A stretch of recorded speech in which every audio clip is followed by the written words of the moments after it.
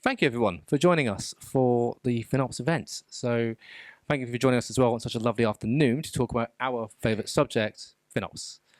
Now, normally that conversation starts with two questions. Why are my costs going up and varying so much? And who in the business is actually driving those costs? But it's such a bigger topic of conversation than that when it's done properly.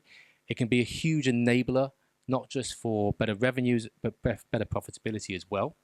And today we're going to talk about that much wider conversation that FinOps can be. So I'd like to thank my fantastic panel for joining me. For those who don't know me, I'm Tom King. I'm the practice director of FinOps at Trustmarque. And I'll hand over now to Ben if you want to do your intros, and we'll go around and then we'll start the conversation. Yeah, sure. So it's working. Cool. Hi, everybody. I'm Ben Mora. I'm working for IBM Consulting. I do the FinOps strategy advisory. So again, kind of looking at the diagnosis of the problem rather than the symptom management piece, right? So think about it that way. Thank you, Ben. Ronan Dalton is my name, and I also work for IBM. I'm part of the IBM technology business. I lead the technical sales organization that's focused on our automation portfolio of software. Within automation sits our FinOps capabilities. I'm rather focused on the tooling, as you can gather, right? So that's my emphasis. Hello, everyone. My name is Ian Poland. I don't work for IBM. Does that? So for the last sort of 5-6 years, I was the CIO of a Swiss sports media and technology business where FinOps was my primary focus. And so I'm a user, a certified FinOps practitioner, and I'm going to share some of my experiences of building out FinOps in my prior role, and also 3 months into a new job where I'm starting the whole journey again. So hopefully I can share some insights. Brilliant. Thank you all. So to kick things off, FinOps is an area that has evolved significantly over the last few years. And actually the definition of FinOps itself has changed quite a lot in that time. But you've all been part of that process of starting from scratch, etc. So can we start with, from each of you, what misconceptions do you think people have about FinOps when they're starting things off? I'll go first. So misconceptions about FinOps when they're starting things off is that it's either all an engineering problem, or it's all a finance problem, or it's all a whatever that small bucket is challenge. Whereas actually it's really not. It requires everybody to be involved and be aware. I think that's probably the most frequent thing I've seen. Thanks, Ben.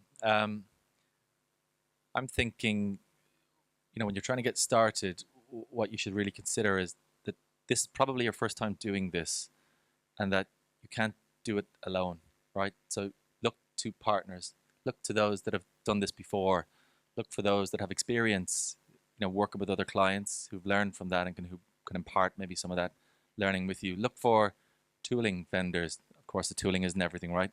But look for tooling vendors that can support you on your journey, right, and meet you where you are on your journey, right, at the starting phase, and then as their journey grows, right, that you've got the right set of tools to support you along the way. So bottom line, I think, is the misconception is thinking that you can go it alone. Don't. Look to a partner and get support. So I'll echo Ben's sentiment about it's not just an engineering problem, it's a full team challenge, and bringing that team together is super important. I think the other misconception for me is I've worked with a number of CFOs over the years, and actually when it comes to cloud economics, it's often a topic they're not very well versed in. And so the biggest misconception is FinOps is just about cost out. And I've had 1 or 2 savory conversations with CFOs when, they would chastise me for my cloud bill going up this month and asking me what I'm going to do to get it down. And I would very glibly state, well, just tell me which services you'd like me to turn off, and I'm happy to take my costs down. Because I think there's that misconception that it's OPEX, and it's really a cost of sale. It's what you build products and services on top of that you take to market. So when you see your costs go up, then at the same time, you should be seeing your revenues go up. Obviously not at the same incremental extent, but clearly it's not just about cost. Well, I completely agree. And in fact, for those who don't know, in the actual textbook, the FinOps book, the first page is all about profit, not cost out. So no, thank you for that, for your insights there. And actually, Ian, if I can come back to you on the next question. So Ronan just spoke about working with partners when you're starting and doing things like that, doing it that way.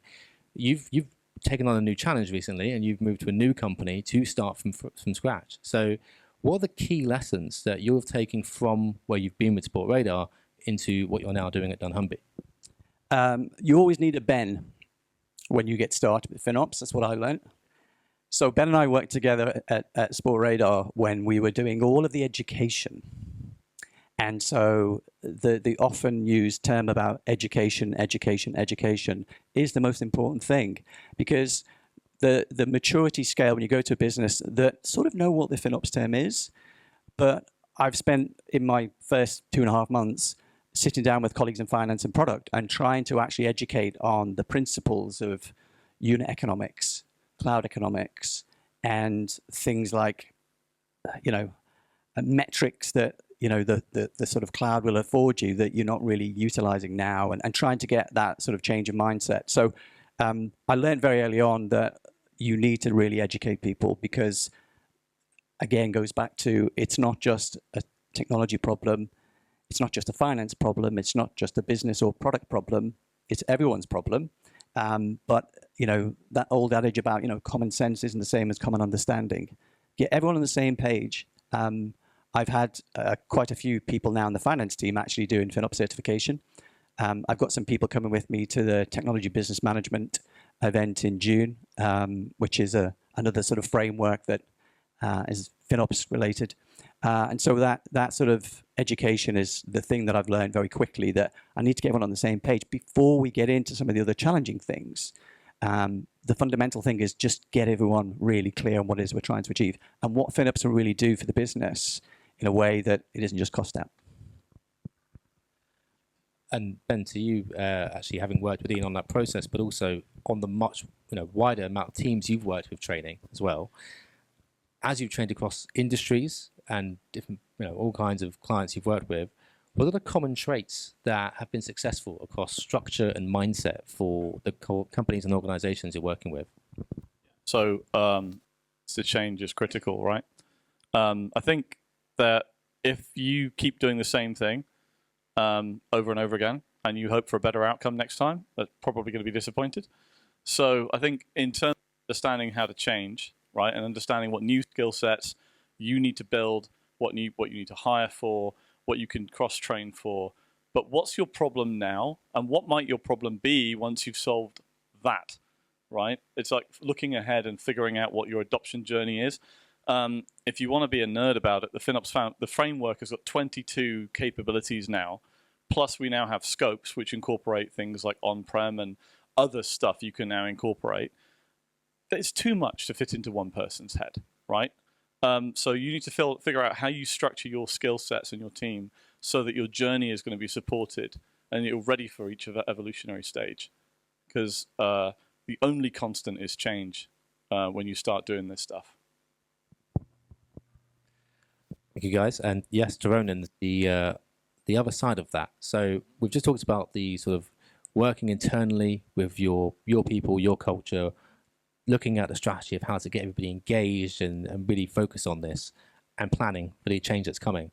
From a slightly more technical perspective, from a technology perspective, what have you seen as successful for people when they're looking at which technologies to adopt, and where should their strategy focus be at the beginning of this journey?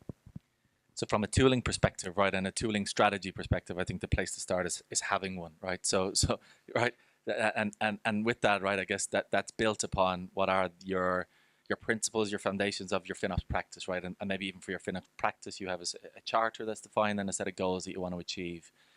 Looking at tools then to support that becomes a conversation within the organization as to how you want to go about, building those tools potentially, or buying in those tools to meet your requirements, right, to help you achieve your goals.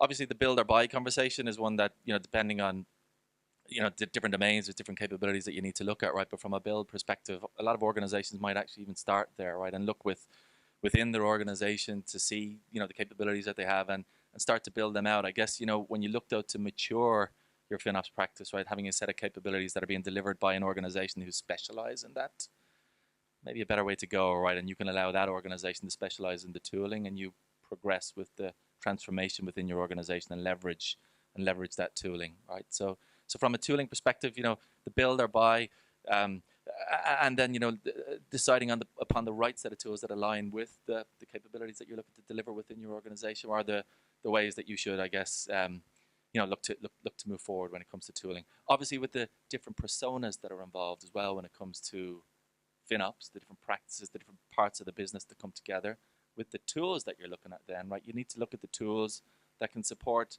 those different individuals and their needs, because they'll have different needs, right? Whether it's finance, whether it's engineering, or other parts of the business, right? So that the capabilities that they require are available maybe through a single pane of glass, but with different roles that are made available to them, right? So it's thinking about the tools, how it supports your FinOps strategy, the capabilities of those tools, and how you bring those to fore in your organization to really reap the benefits of your FinOps practice. Absolutely, yeah. Please do. So the temptation is always to start by, cracking out the Excel, right? Figuring out how you take all these cloud builds and try and make sense of them and do your own internal allocation models and tie yourself in knots. What we found is we were taking weeks and weeks to do that, of people effort to try and get some semblance of allocation. And even that was tough. And by the way, just a sort of another pain point from lessons learned from cloud journeys, which kind of links to what I'm about to say.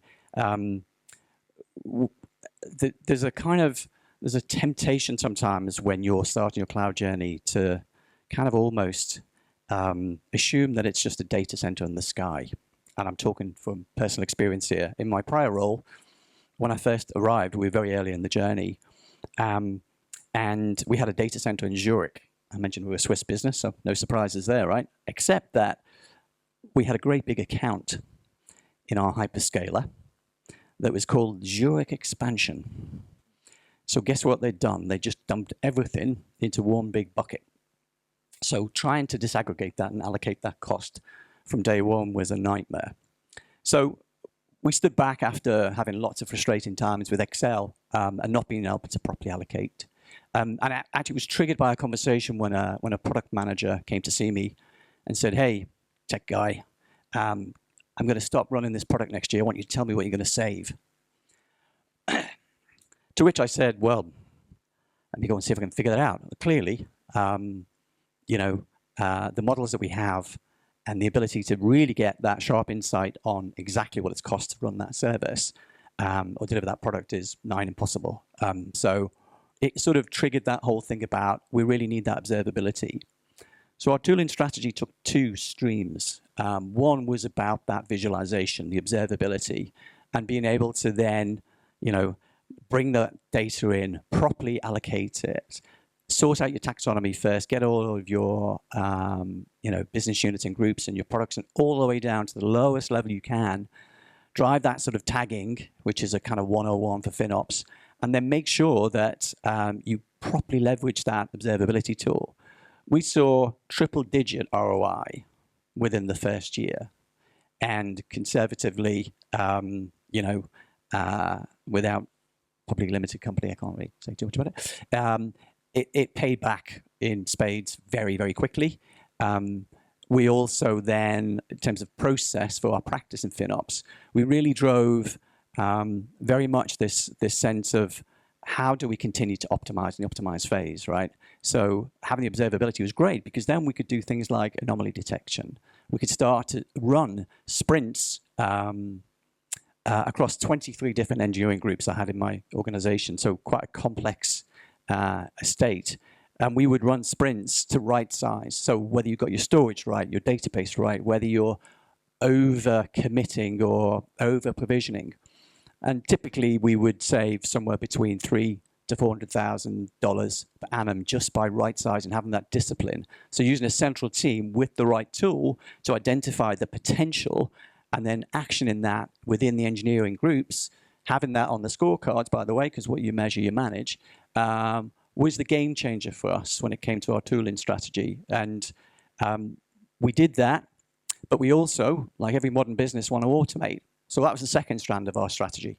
So how do you think about how, if you buy forward in your hyperscaler, whether that's reserved instances in AWS or CUDs in GCP, how do you make sure that you're properly utilizing those buy forward positions and getting the best possible effective savings rate, is the sort of term, which is, when I let this automation technology run its algorithms to see how do I best get maximum use of that workload that I've committed, that ESR figure is really, really interesting.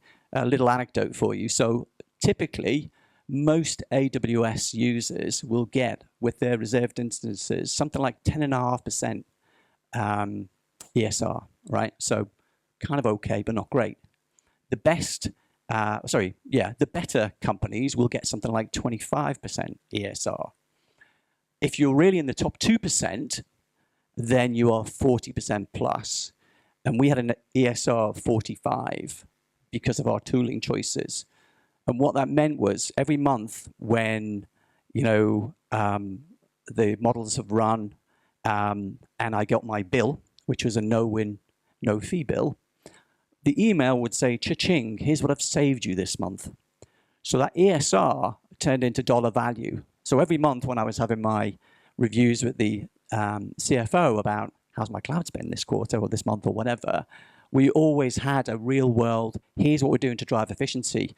The machines are doing the work for us. We're optimizing using observability where we're getting teams practically driving down costs with right-sizing sprints. But in the background, we're also really sweating the investments that we've made with these buy-forward positions using automation. So my advice on tooling is, I'm sorry, just to build on that, is it's like automation and observability, I think, hand in glove. Again, both of those tools, the second one was 4-digit ROI, to give you some idea.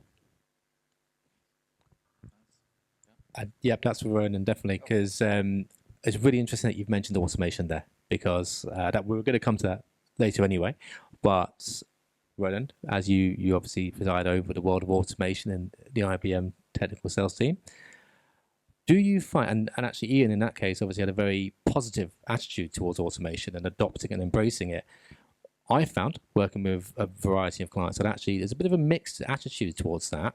You worked with some much larger organizations, probably a good few number more clients. What have you found, experienced as a client's view of that at the beginning of the conversation, and does it change as you go through the conversation? It's quite a philosophical question, really, isn't it? So when we're considering automation, right, I guess what we're looking to do is take those tasks that maybe are cumbersome and labor intensive and otherwise performed by people, all right, and maybe we're looking at the people who are performing those tasks and taking them out. And for people, that's not necessarily the best outcome, right? So I think the ways in which we address those challenges, right, are looking to, and this might sound a little bit cliche, but it's true, right? Looking to work with those individuals to help them embrace the automation, get to higher value positions themselves within the organization, right? Free up the time that they spend on the cumbersome, labor-intense tasks, free them up and get them to a place where they see the value of the automation themselves. So I think, yeah, there's resistance to change.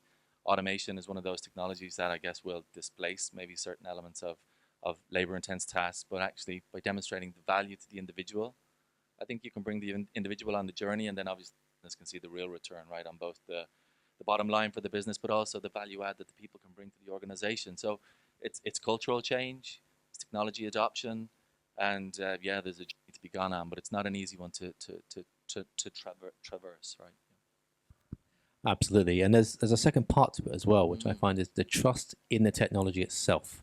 So one of the conversations I find myself in quite regularly is, well, I'm not happy to let that just run amok on my estate yet. I need to learn to trust it. So do you have a process you go through to help clients and end users get to that point of trust? There's a maturity model, right, that needs to be progressed through the transitions here, and it's understanding, I guess, the outcomes that the automation can drive. It's validating those outcomes that helps build that trust, and as we traverse through the phases of a maturity and of an adoption, that we can get to the point that organizations do ultimately get that trust that they need in the tooling. But actually, this is, for me, when I open with the little bit of the philosophical piece as well, right? This somewhat relates to AI, right, as well, not just pure automation, but AI, and similar conversations happen around the displacement of humans. And there's the element of, we've got to get to the place where the technology is trusted, but I think there'll always be an element of the human involved that's doing the verification and understanding at a certain point, whether it's across a variety of different tasks and we take a random sample and ensure that we're getting the right outcomes. That ensures that we're consistently getting the outputs and can continue to see the trust into the future, right? So You have just perfectly segued for me into my next card. So, Ben, this one's actually for you. Now, around AI, that brings a lot of unpredictability into what a cloud costs. So, a lot of AI tooling, and for those of you who want to talk about this more, Seb Bow, our head of AI, is right there. Talk to him after about this. But a lot of AI workloads will be running on the cloud. And with that comes a big challenge for the world of FinOps. So, Ben, to you, what strategies should FinOps teams use for forecasting and controlling cloud costs when we're throwing this unpredictable grenade of AI into the environment? It's kind of no different to any other new business proposition, right? Ultimately, what do you hope to achieve? What's your outcome? What's your benefit? Is it financial? Is it other? How are you going to measure that outcome? How are you going to ensure that you're using the right tool set to achieve that outcome? Are you using the right model? Have you got the right context length? Whatever, right? What's your tokens? All this stuff, all this AI stuff that you can set. Are you dialing it in properly so that it gives you what you're looking for in the shortest amount of attempts to get an output from the AI model that you're using? All of that stuff, you can measure that, and you could identify what the cost of doing that is going to be based upon your expected token usage and all this other stuff. And you can improve that based upon how the thing behaves in the real world, right? I don't see it being any different to any other kind of technology service. Yes, it's clever. Yes, it's very difficult to forecast in terms of how it's going to behave, what it's going to do, or how it even works. But it's the same as everything else we do in that respect. A bit harder. What I did find interesting was in the state of FinOps, I think last year people were managing 25% of their AI workloads through their FinOps practice. It's now 65% and forecast to be 96% next year. So people are actually applying the same principles. Exactly as you say, it is just different workloads. Look, the risk with AI when you deploy that into the cloud, you can make some really, really uninformed choices very quickly and have a very expensive bill unless you design with that in mind. Choices about models, whether you want to build your own, there's so many variables, I think, right now. And it's also interesting that the FinOps Foundation are about to launch a FinOps for AI course because I think they recognize that people are having that challenge. So again, it's informing the business, the finance, the engineering teams about those technical choices that will drive that bill and how you optimize for that. And because there are so many variables right now, and because the technology is moving so quickly, people have to stay on top of it. The FinOps Foundation, I think, have recognized that. But the essence of what you said is exactly right. It's workloads in the cloud. You make choices about how you optimize or not. And if you don't, it's bloody expensive. Let's hope that you do, and you apply the same principles, practices, and disciplines. The next one actually is for you in as well, actually. So, and you kind of started to lean into it there. With your role now, you're obviously responsible for that innovation versus budget trade-off and managing both. Yeah. With that AI driver within the business, is that something that you're proactively engaged with from a FinOps perspective? And if you weren't already kind of overseeing it a bit, would you ensure your FinOps manager was involved in that conversation, or would you bring FinOps in as an afterthought? So we design with FinOps in mind, right? So, in my prior role, our whole estate was AI machine learning over many years. And so we'd already been making some of those informed choices about how you decide how you're going to run something as an AI or ML workload in the cloud. In my new role, I guess it's quite early in the sort of evolution of some of the other things. But again, it's a big data science business. And what we do is very sort of AI machine learning. We have a slightly different challenge there, which is just, like I said, the AI. So the FinOps maturity levels is still quite low.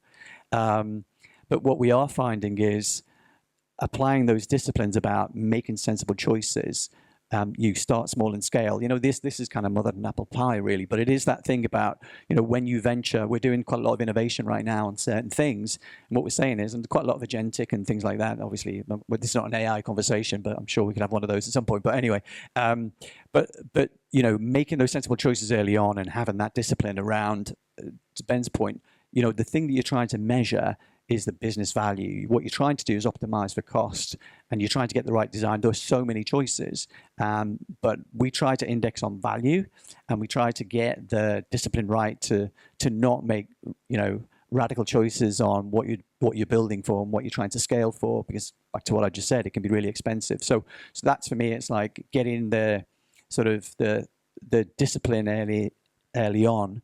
We've got some work we just kicked off, and it's very much about what's the cost to run. We in my prior role, we try to figure out in every part of the business, what is the economic unit of value. So how do we optimize that cost, whether it's a number of transactions, number of page impressions. I've got one right now which again is a piece of innovation around planograms for anyone who's in retail. And so we're using technology to do that. I'm trying to figure out now exactly how I optimize that cost, because that, again, when I think about the margin and the cost build for that particular product, I want to know what's that costing, and then as I optimize that, I want to see that cost go down as I then start to tune and adapt what I'm building. So, thank you very much. And Ronan, just to take your take on this, probably the last question we have on AI, but is this potentially a good opportunity for where automation coming into the FinOps tooling can really come into its own and come into effect? Yeah, I think I'm going to echo the sentiment of Ben and Ian, right? That I think that there's not a lot different around AI workloads, right? And so I think we can manage them similarly with automation tooling, right? Whether that's the need to right-size the applications, the need to turn off applications, the need to reposition applications, whatever the actions are that we want to take through automation. I think we can apply those equally to whether it's an AI workload or whether it's a traditional workload, and that's a distinction that I guess is one that's not too easy to make these days, right? Because we're continually baking AI into the various applications that we build, right? But I think, yeah, I see automation as being, again, a way forward for us to save costs, a way for us to transition business, to return additional value to the organization. But I don't see it as being applied any differently to AI than a traditional workload. Yes, of course you can. Yes. So what I expect to see with the tooling vendors is there will be more co-pilots. I want some heartbeat data points telling me, here's what I've seen. So that anomaly detection that I'm looking for right now, I expect that model to change from pull to push. So I expect to be able to ask my data a question, or you proactively tell me what you see. I might be indexing on 5 metrics, but there might be some underlying thing that I'm not eyes on. I want my tools to start to tell me what you see that I can't right now proactively. I think that's where the technology can evolve, and that's where the tooling strategy should be sort of directly heading, because the technology is there now to embrace, to do those things. Well, I hope you were taking notes on that. You can take back over the road with you. Direct back to product management. Absolutely. And actually, that's a really interesting idea, that the tools themselves can have those inbuilt features and AI elements coming to you. So now it's AI in FinOps, not FinOps for AI. But on top of that, there's another area that could also be a benefit, which is providing that ESG data. Now, sustainability and FinOps seems to go hand in hand in most of the conversations I'm having at the moment, where they don't necessarily sit with the same people in an organization, but they are part of the same conversation. And we've all discussed a particular study by Mark Butcher where the findings were incredible. So for those who haven't read the study, there was two FinOps teams, DevOps teams, managing 2 almost identical estates in 2 very large banks. And one team was given just their cost data, and the other team was given their costs and their carbon footprint data.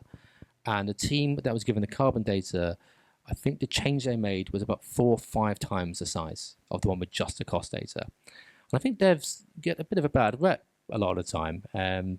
Some of them are a little bit loose with the costs, but actually, I think when we give them the data they want or things they might care about, carbon footprint being one of them, it seems to be quite popular. It seems to make a big change. Is that something that you've all come across and found in your experiences? Yes, definitely. So One of the most important questions to ask is so what, right? Here is a graph where we're spending too much money. Okay, so what? Right? I'm an engineer. I care about my engineering solution.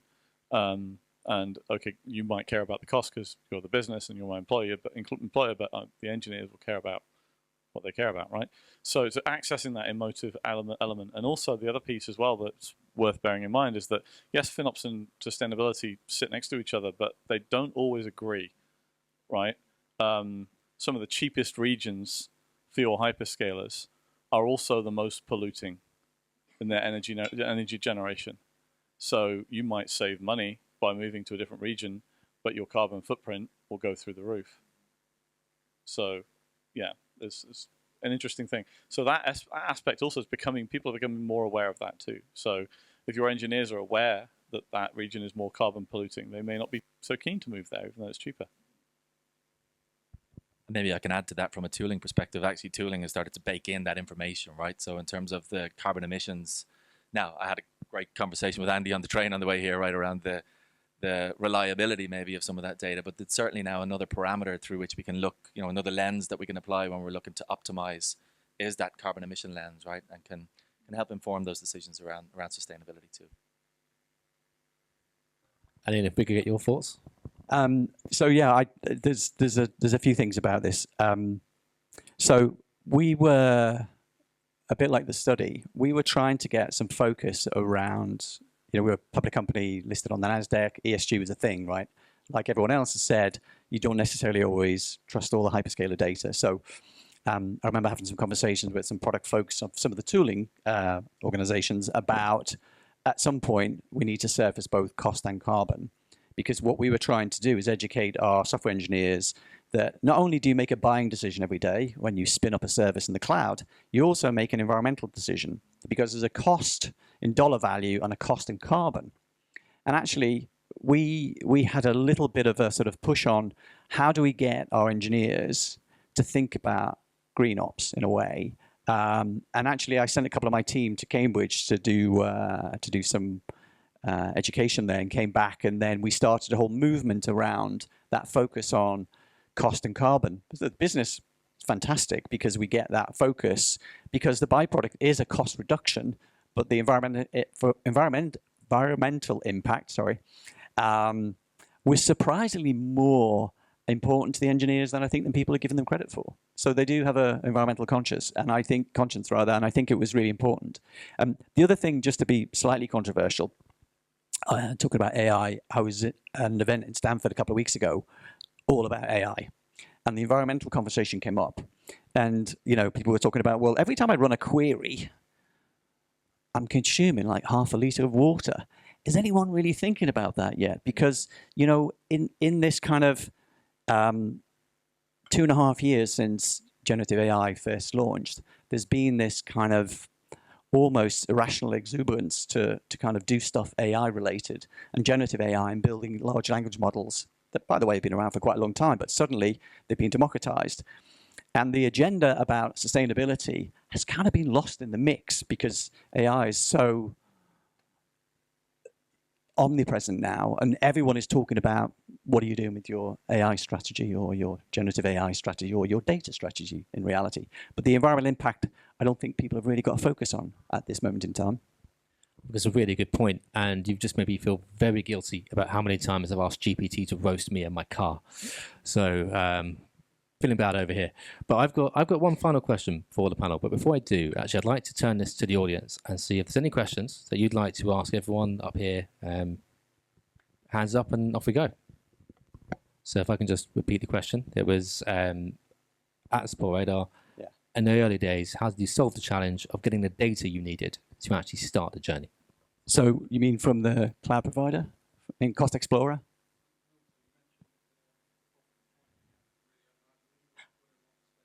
Yes. That was blood, sweat, and tears and a lot of analysis. And, we initially threw people at the problem and tried to unpack. And the biggest problem we had a lot of shared resources. So engineering teams are saying, well, that's not my money. Product owners are saying, well, I'm not responsible for that. So I said, okay, I'm going to start turning everything off. And then I'll wait for the screams. So we had a very brutal exercise, not proud of it, but it did the trick. Because, when no one's putting a hand up for the cost and they're consuming the service, there's something not right. So we went back to first principles and said, right, we start again, and you will get data for what you consume, and that's where the tool really helped. We actually deployed, I haven't name-checked the tool, we deployed that super quickly, and the team from that vendor was really helpful. So we stood up, as I say, a very complex estate in less than 3 months. So our payback period was, again, super improved. But we broke through all of those historical barriers. And actually, to be fair, our business kind of evolved over sort of organic growth and multiple acquisitions. So it took an awful lot of kind of uncoupling to try and make sense of it. But once we did, the discipline followed, and everyone. Part of the thing we didn't talk about, just a sidebar, but this is not just about a technology deployment, right? By the way, I know the tools are really helpful. We've touched on the cultural things, but it's about bringing 3 parts of the organization together who aren't necessarily always common bedfellows. The finance and the engineering team, generally, it's about competitive, right? That partnering with the finance, the engineering, and the product teams to solve a common problem was really important. Because one, everyone is on the same page, and when we then sort of almost have bragging rights about, and we had a league table, so I worked in sport, right? So everything was a competition, right? And so we had a league table of your unit costs. Going back to what I was saying earlier, we would have engineering leaders and product leaders doing their sort of monthly check-ins with finance, and we were saying, where are we now? Oh, who's top of the league? We've taken down, cents. All those cents add up when you've got a very large sets of workloads in the cloud. So that whole thing about creating that team, that was actually the hardest thing. It helped us with the data for sure, because it wasn't finance going, well, you sort it out, and the product team were going, well, I don't own it. We said, look, we've got a problem, Houston. We need to fix this together. And it was a bit like, it was the event that brought us together when we were trying to solve those early problems. Well spotted. Thanks. Unsurprisingly, I have an opinion on this. Yeah, so looking at your data as the starting point, right? But think of that as your symptoms. Those are what's telling you your output. That's telling you what your decisions and your processes and your behaviors. That's the result, right? That's the outcome. That's your diagnostic starting set, and the tooling, any tooling, doesn't matter what tooling it is, right? Is critical because the data itself is not fit for human consumption. If you download a modest, fairly small AWS, for example, Cur file, and you look at it in a CSV and look at it in a spreadsheet, there'll be 450 plus columns going horizontally, and many of those will be empty for most rows. But there'll be some rows, well, there'll be some very important data in there, right? If you're spending maybe $150 to $200 a month, your Cur will be of the order of 1 to 2 million lines long. Yeah, so it becomes ridiculous really fast, okay?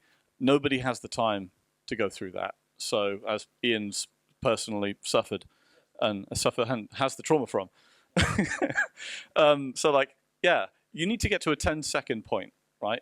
What is the data telling me? Is it good or bad? Do I need to go fix something? Right? What's the state? So what? What is the data telling me? That's the really important question, right? And then diagnose a problem. Thank you, guys. And we've got another question. Yep. Forecasting is something that is a challenge in the cloud, right? But we had a business that was very seasonal in certain sports, so we'd see things going up and down. So you try and model forward, and to be honest, you look at past consumption patterns and you try and predict forward. I think it's an art, not a science, if I'm honest. I don't think there's a silver bullet, but I think if you have the data, then you do have the ability to at least forward project as to what your consumption might be. So we would do this as part of our annual budget exercise. We would look to say, what have we consumed over the last 12 months in this particular unit? when we think about next year, are there specific things that we have on our roadmap that might suggest that we have spikes here? Are there any other things in terms of seasonality we expect? It might be a World Cup year in football, for example. That's one of the sports that we dealt with. So we'd expect certain sort of demand spikes. We'd spin up more workloads in the cloud for tournaments and those kind of things. So we try and model it as best we can. But it is just, it's a forecast. It's your best guess at that time. And you just have to be ready to use the information that you have to hand. Thanks, man. Yeah, so forecasting, absolutely, but forecasting is not the way you think forecasting is in cloud, because, I mean, prior to doing what I do now, in my dark and distant past, I was a data center engineer responsible for capacity management and forecasting and purchasing at the data center. Figures. Right? Yeah, right, there you go. And thank you. The trauma's real. And yeah, so I had 12 spend points a year, once a month, right? 12 spend points a year. In cloud, you build by the second, right? Not 12 times a year, yeah, 60 times a minute. So it's that level of frequency change. You can't realistically be accurate over a 12-month period or a 6-month period. So what I've done when I've worked with teams in the past is like, right, can you tell me what's going to be next week? In 2 weeks? How accurate are we? Why were we out? What did we miss? What didn't we know? Okay, let's incorporate that this time. What do you think is going to be in 2 weeks? Right? And you start iterating. It's a new muscle. It's a brand new muscle that engineers need to, not just engineers, but the whole business needs to understand how volatile and how rapidly this changes. And you need to figure in all of the additional factors that will drive that up and down. Right? Are we going to renew this savings plan or forget to? Are we going to increase it? Are we going to EOL that service? Is the cloud provider going to bring out a new offering that we can switch to that saves us a lot of money? Right? All of these things factor. Thanks. Okay, so in that case, I think feedback loops as well from the tooling you're using and the teams you're doing is really important, right? Yeah, so in the FinOps book that we talk about something called the Prius effect, right? And the quicker that you see feedback from your actions, the more likely you are to use that feedback to govern your next decisions. So showing people their cloud spend once a month on a PowerPoint graph, that's not it, right? If you can show an engineering team or a business product team 3 days after a launch, you can show them what's going on and how it's going. Great, right? I mean, cloud providers are getting our data to us eventually. It's not real time yet, it's improving. But the sooner you can get that data to people, the better, and the more effective it's going to be. Do we have another question at the back? No. Oh, you want more than that? Yeah. So if I tell you that my cloud costs are 100,000, is that good or is it bad? What should it be? Why should it be that instead of this? Right? Providing an expected goal based upon sensible estimates, calculations, modeling, and whatever, and then sort of testing against your assumptions. Yeah. So providing the data is one thing, but if there isn't a so what, people are going to go, that's a pretty graph. It's blue, great, and then get on with their day, right? So there needs to be a so what. There needs to be a this includes you, and this is why we interpret the information we see, and how we need to govern our choices next, right? The data and the right sizing opportunities and all that other stuff, those are symptoms of a decision we made. Was it the right one, right? If you're not questioning the decision you made, if you don't like your data, you need to go back and figure out what point in that chain needs to change. I think the other point just on top of that, it's that fiscal discipline, but also eyes on glass. A central FinOps team should also always be looking at what data is coming in, what we're seeing. Goes back to the sort of anomalies. Are we seeing spikes in consumption somewhere? Somebody left the engine running and gone home. Those kind of things. So I think this is part of the whole. It's not just a thing you do once. It's a constant, ongoing process. And it's a discipline, a bit like DevOps. So FinOps is very much has to be part of the DNA of the organization. Otherwise, it's a very expensive hobby.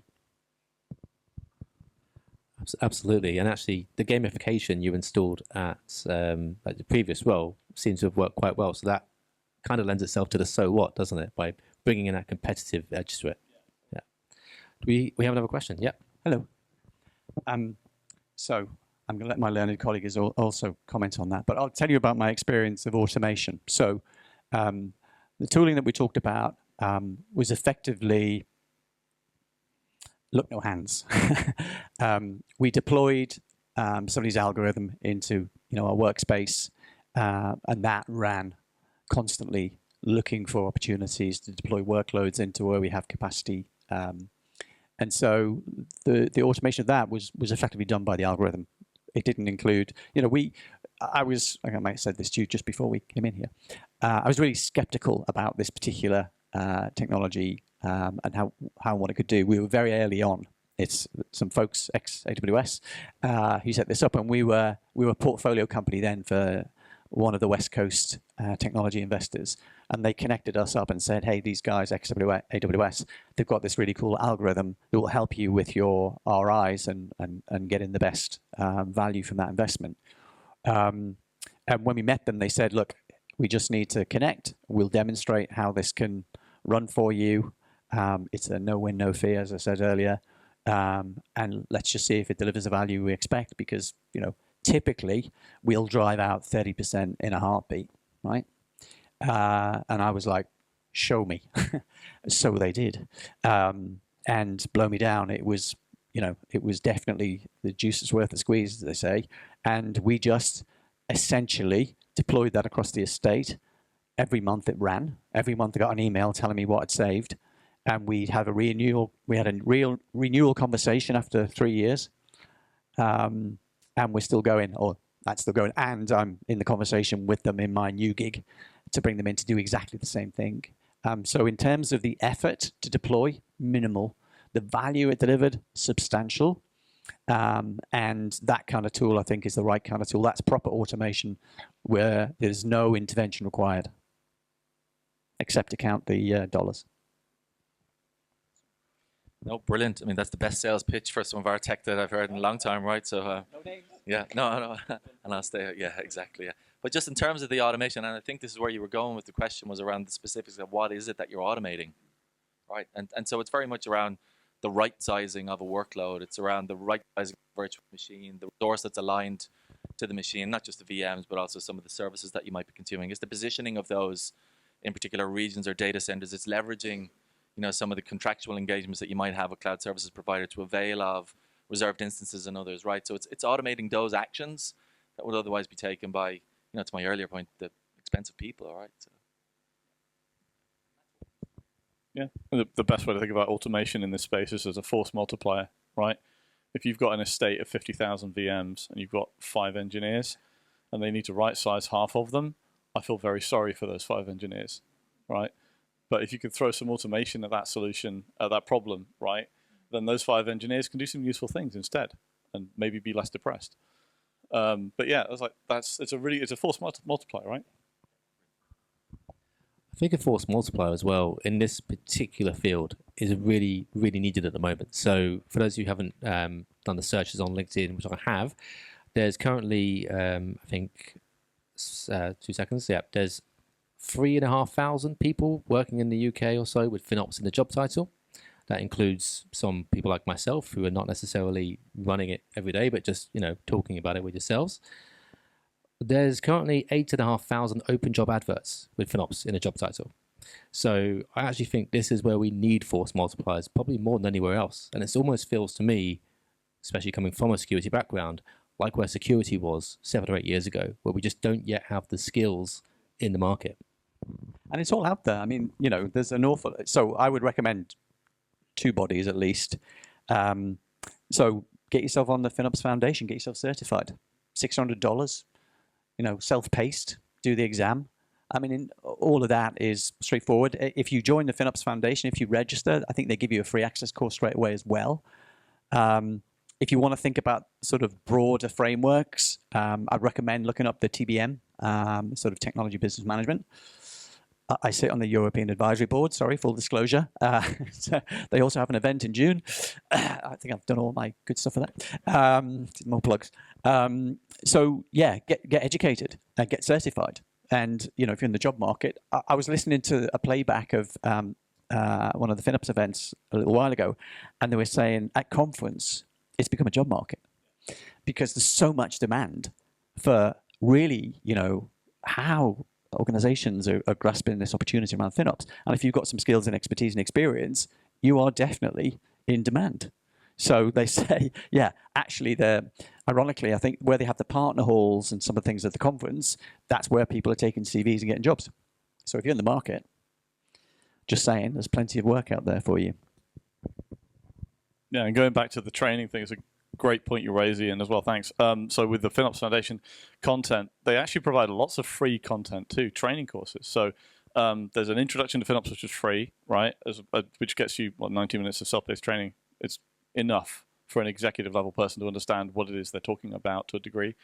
There's also Focus, which is the FinOps cost and usage specification, which is an attempt to normalize and simplify the way that we talk about our billing data, make it easier and more sort of consistent between providers to work with, and there's free training for that too. And then, you know, all the way through to like instructor-led training. I'm an instructor, fair warning. You might wind up being stuck with me, sorry. And then there's like professional training as well. Like FinOps Pro, of course, it takes months to do. There's levels of knowledge you can go to, right? And you're absolutely true. I don't know a single FinOps team that isn't looking for people or isn't like up to their eyeballs in things in need for automation and people. So I've got my final question. Is there one last from the audience, if there is any? Otherwise, I'll go into it. Nope. Okay. So I was going to ask you about roadblocks, but actually I think we've covered a lot of those, and I think we've gone past that. I'd actually like to ask you each for what is your most optimistic thought about the world of FinOps and where this is going and what it can be for all of us in the next few years. You're holding the mic. So look, I sort of hinted a little bit earlier. FinOps isn't a fad. It's now a necessity. And the principles and practices and disciplines around this are important for organizations. Unless there's a massive U-turn and organizations decide the cloud no longer works for them, which seems highly unlikely, cloud economics are super important. Every business that has workloads in the cloud needs a FinOps discipline, right? And so this should be embedded as part of the functions in the organization that are focused on how do we drive business value. We haven't used that word much, actually, but that's where TBM comes in. TBM is really about how do you drive value from your technology investments. Here's a little number for you. I think it's an IDC number. I think the dollar value of technology investments per annum is around about 5 trillion and growing. So we're making more and more investments in technology.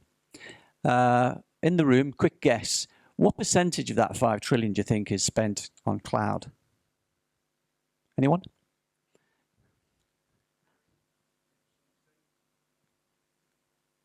Anyone? Higher, anyone? 18%. So cloud is a big part of technology spend. It's a very big number when you think the totality of spend is 5 trillion. And by the way, by the end of the decade, it's forecast to go to 7 trillion. Guess what's driving that? AI. So there's more and more of a drive to deploy technology into the enterprise.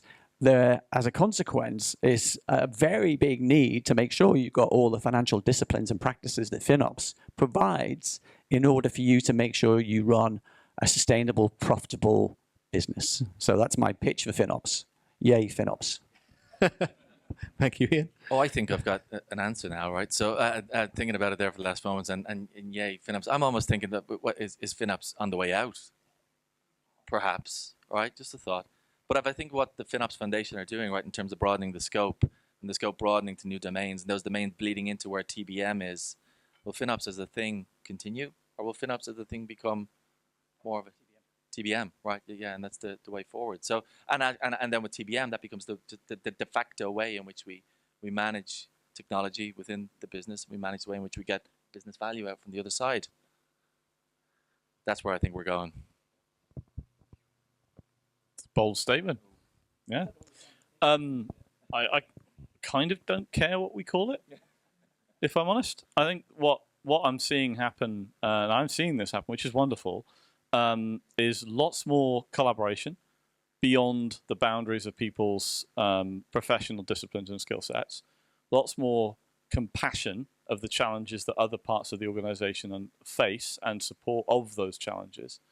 Lots more awareness of the impact of our decisions, not just at an individual contributor level, but an executive strategy level, all the way through the business, an awareness that these dominoes are connected, they fall all as one, right? And a decision made has an outcome that we need to be aware of and has a consequence we need to be aware of. And that is supported, we support that by collaborating with each other, by sharing our context, by increasing our diversity of our representation within our teams, both in terms of skill set and in terms of background.